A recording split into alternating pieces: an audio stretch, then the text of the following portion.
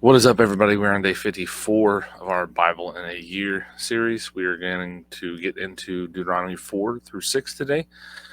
Now, I talked last time, Deuteronomy is like three kind of like sermons, if you will.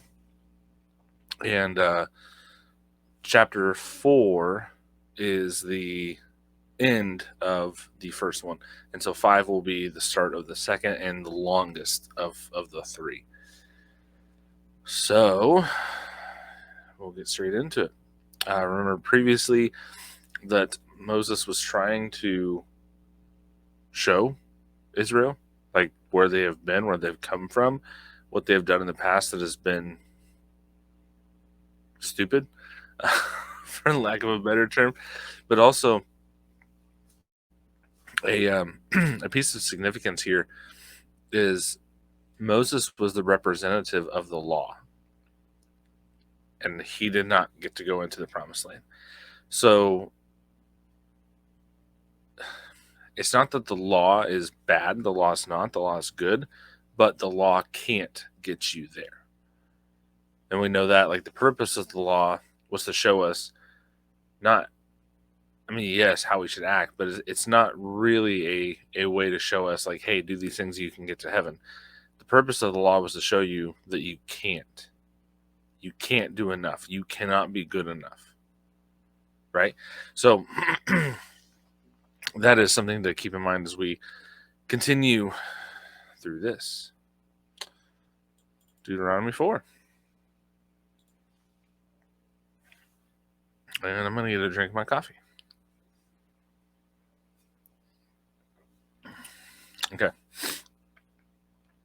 Now, Israel, listen to the statutes and ordinances I am teaching you to follow, so that you may live, enter, and take possession of the land the Lord your God, or the Lord the God of your ancestors, is giving to you. You must not add anything to what I command you, or take anything away from it, so that you may keep the commands of the Lord your God I am giving you.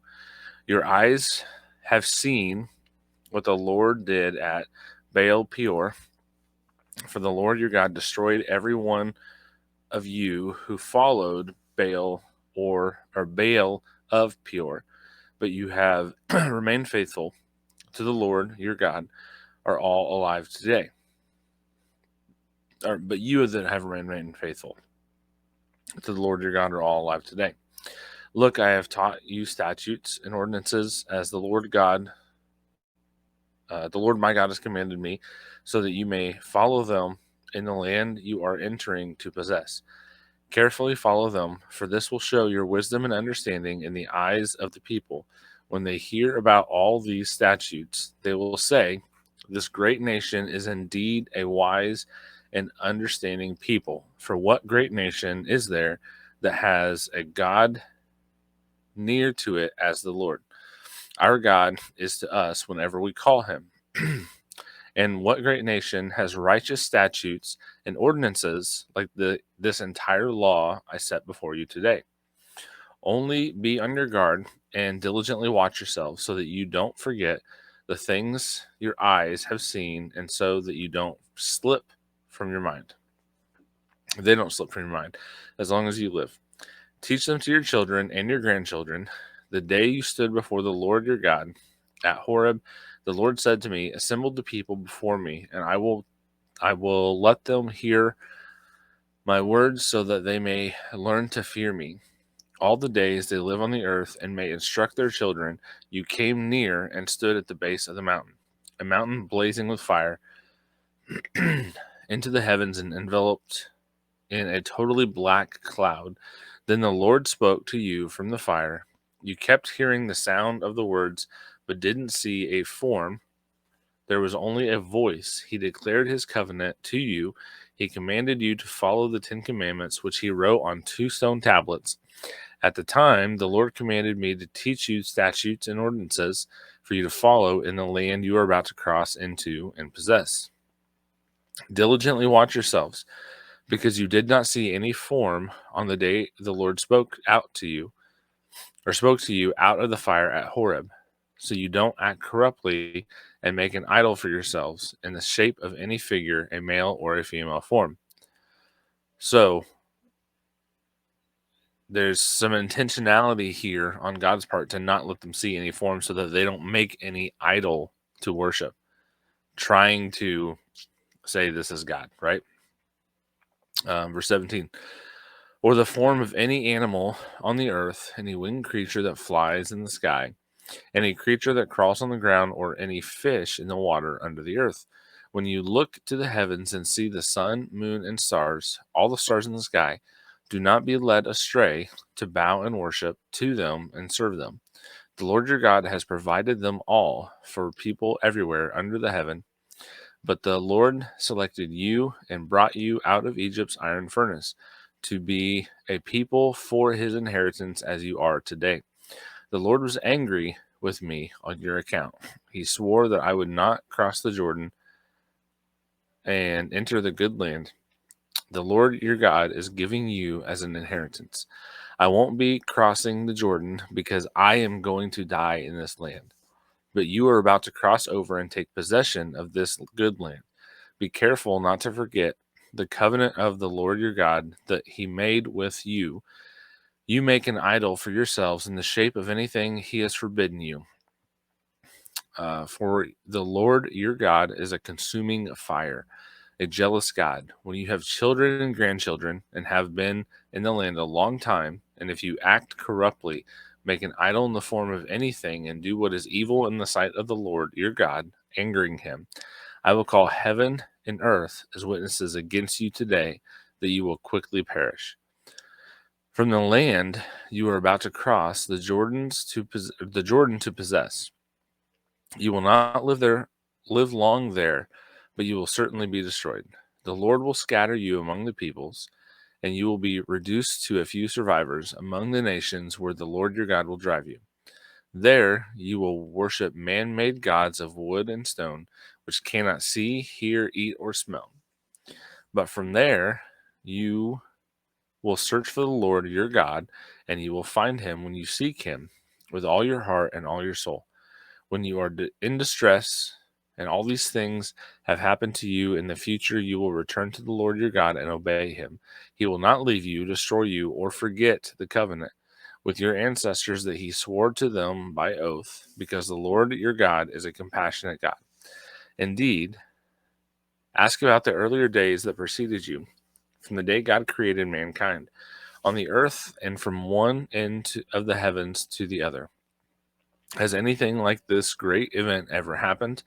Or has anything like it been heard of? Has a people heard God's voice speaking from the fire as you have and lived? Or has God attempted to go and take a nation as his own out of another nation by trials, signs, wonders, and war, by a strong hand and an outstretched arm, by great terrors as the Lord your God did for you in Egypt before your eyes? You were shown these things so that you would know that the Lord your God is no other. There is no other besides him. He let you hear his voice from heaven to instruct you. He showed you his great fire on earth, and you heard his words from the fire. Because he loved your ancestors, he chose their descendants after them and brought you out of Egypt by his presence and great power to drive out before you, nations greater and stronger than you, and to bring you in and give you their land as an inheritance, as is now taking place. I cannot read tonight for some reason. Um, Today, recognize and keep in mind that the Lord is God in heaven above and earth below. There is no other. Keep his statutes and commands, which I am giving you today, so that you and your children after you may prosper, and so that you may live long in the land of the Lord your God is giving you for all time. Then Moses set apart 3 cities across the Jordan to the east.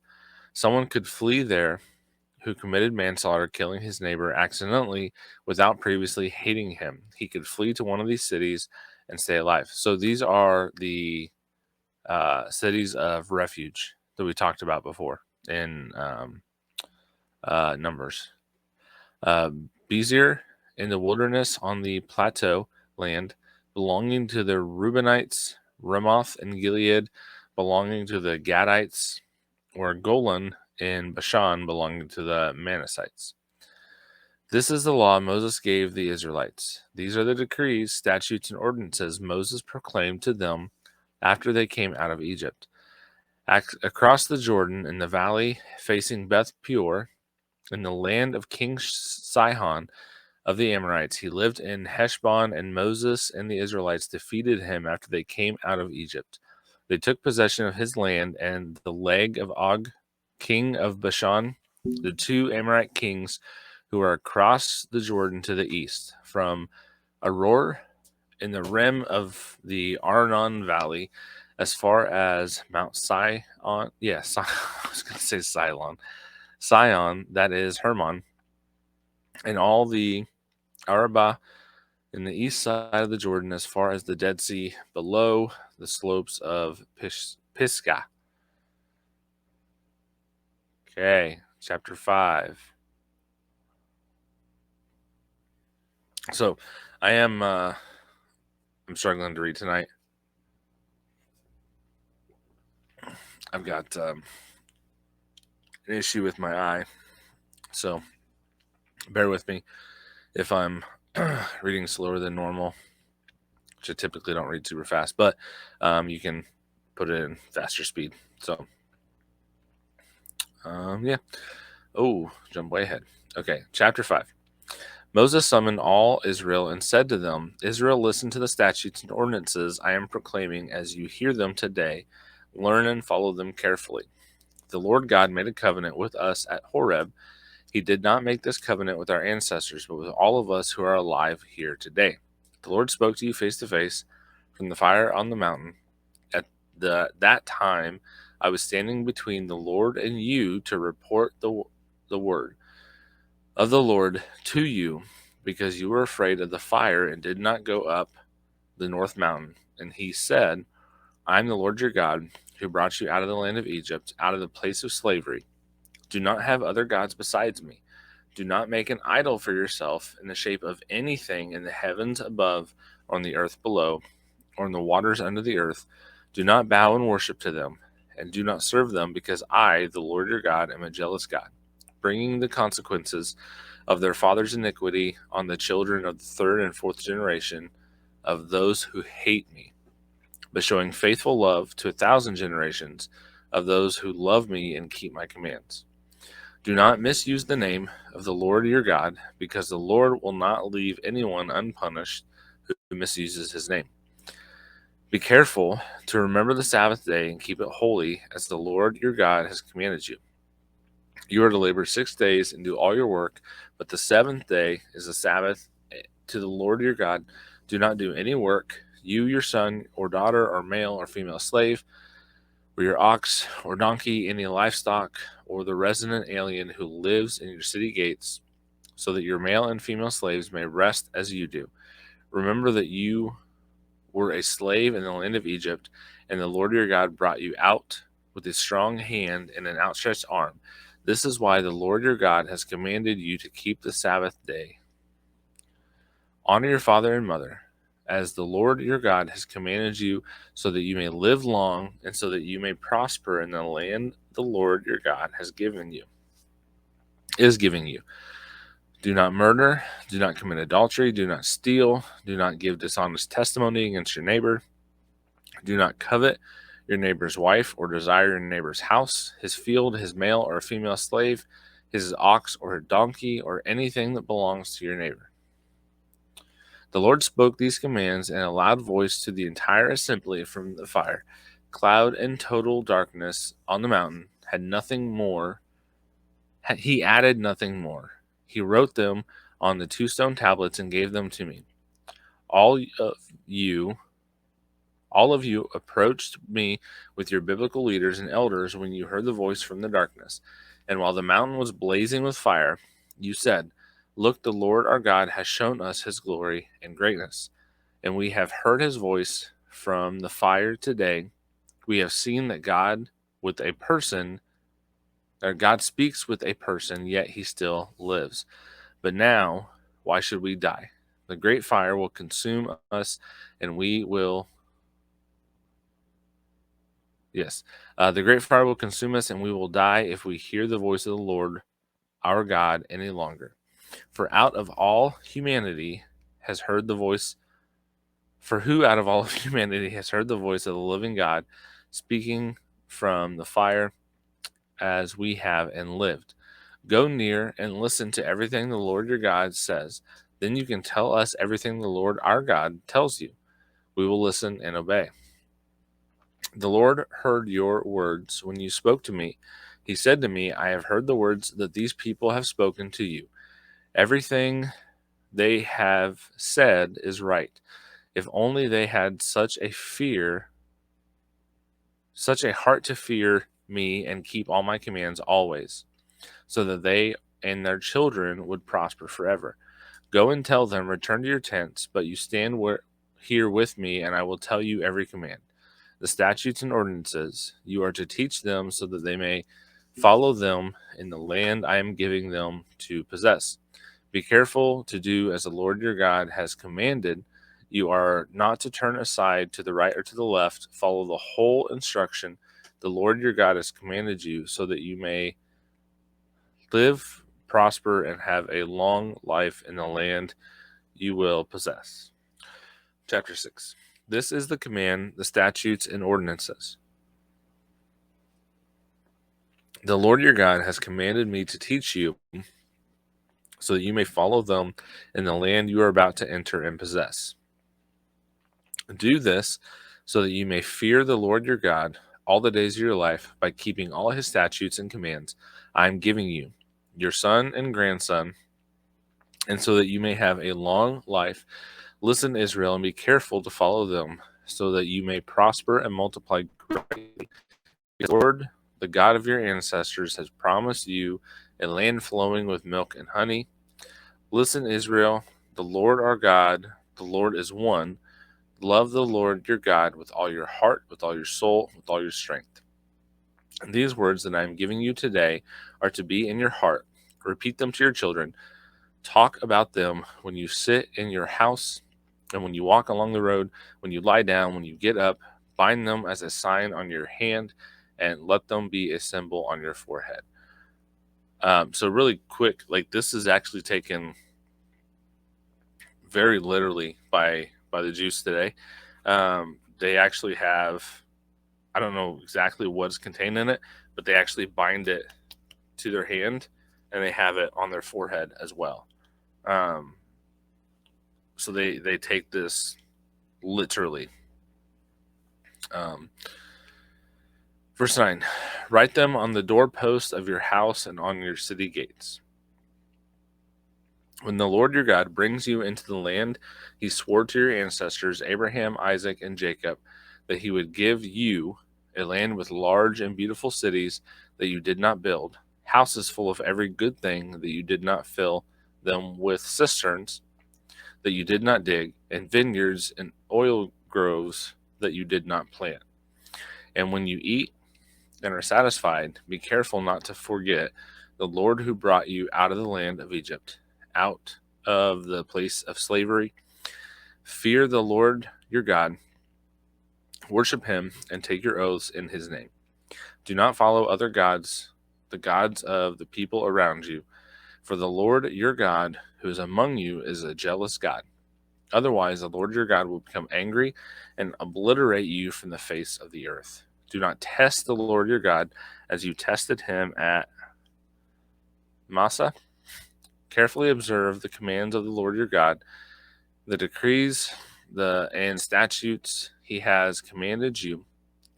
Do what is right and good in the Lord's sight, so that you may prosper and so that you may enter and possess the good land the Lord your God swore to give your ancestors, by driving out all your enemies before you, as the Lord has said. When your son asks you in the future, what is the meaning of the decrees, statutes, and ordinances, or decrees, statutes, and ordinances that the Lord our God has commanded you, tell him, we were slaves of Pharaoh in Egypt, but the Lord brought us out of Egypt with a strong hand. So he's talking about bringing this up regularly to their children, so that their children don't forget Like, this is a big theme here, going back and remembering what God has already done. Verse 22. Before our eyes, the Lord inflicted great and devastating signs and wonders on Egypt, on Pharaoh, and on all his household. But he brought us from there in order to lead us in and give us the land that he swore to our ancestors. The Lord commanded us to follow all these statutes and to fear the Lord our God for our prosperity always and our preservation as it is today. Righteousness will be ours if we are careful to follow every one of these commands before the Lord our God as he has commanded us. Okay, that is it for today. For the reading, anyways. Up next, we got our questions. So, again, these are sermons from Moses. He's giving this to the Israelites, and it is a very important thing to make sure that they remember where they've been from, where they've come from, what God pulled them out of. This is hit multiple times, over and over and over and over and over. So it's a very important point, and I think we can take this today too. Remember what God's pulled you out of. Remember what God's brought you from, and where He's brought you to. It's simple. I think we can very easily and quickly underestimate the power that just that has. So, yeah. Question 1. What does it mean to you to love the Lord with all your heart, soul, and strength? And how can we practically live this out in our daily lives? So I think it's kind of getting at the idea of with everything that you have, not just a casual relationship, not just casual worship, but like sold out. And I think what this can mean for the church in the West today, especially much of the Pentecostal charismatic camp, they need to stop checking their brains at the door. Right? There's a lot of them that they'll just be like, it's all emotion, so we need to just do that. You got to check your brain at the door. I've been told by people that I am quenching the spirit because I quoted Paul to them and how the gifts of the spirit, gifts of tongues is supposed to be used. So I think that is a common thing we see the church in the West, and especially like I said, charismatic Pentecostal churches. So that's one way, I think, but also the reverse of that, people that don't allow the Spirit to move, people that aren't searching God for anything more than a head knowledge. I think that's just as dangerous. But yeah, I think it's just getting at the idea of all of you, every part of you. Question 2. How can we effectively teach and pass on the values of faith and obedience to the next generation? First thing, go over like what they said here. Go over with them what God's already done for you. Show them that. Explain it to them. Let them see how it's still impacting you today. Take time to read with your kids. We do a kind of a quick Bible study each day with our kids. We're also getting ready to start. We're going to all of us read the same section. It's probably not going to be a full chapter every time, but the same kind of section. And we're going to we've got like a group chat. And we're going to each put kind of a takeaway. How can we apply that to our lives today? What stood out to us? Any questions, things like that. So that's one way to do it.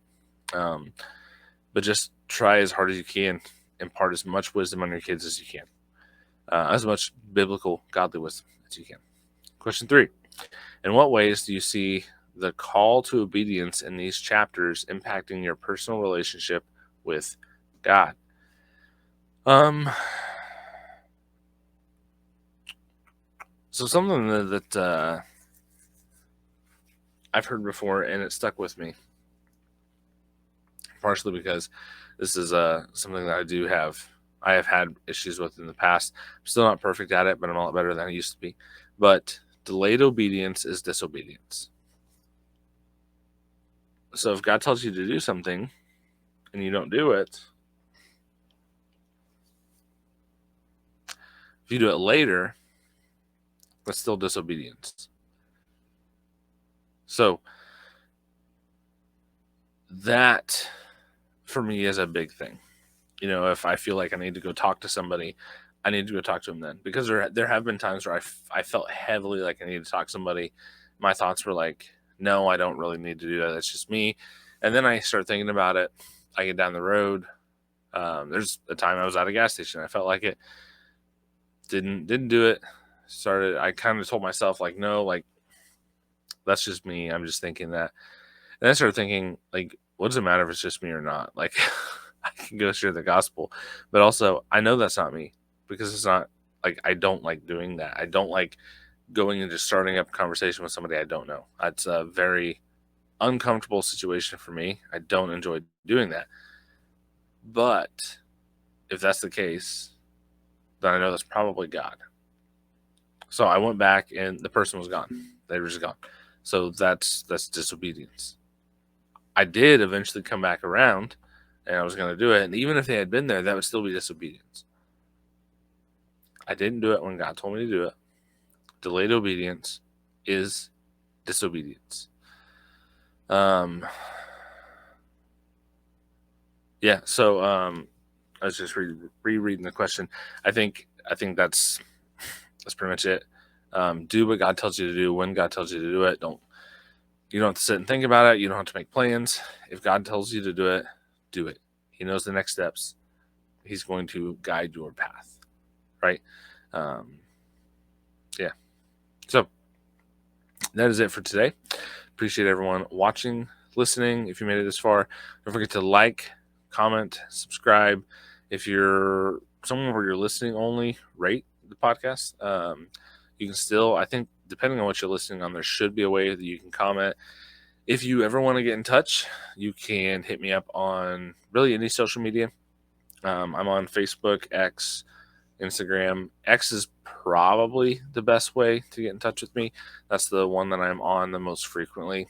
But yeah, easy enough to do, at least for now.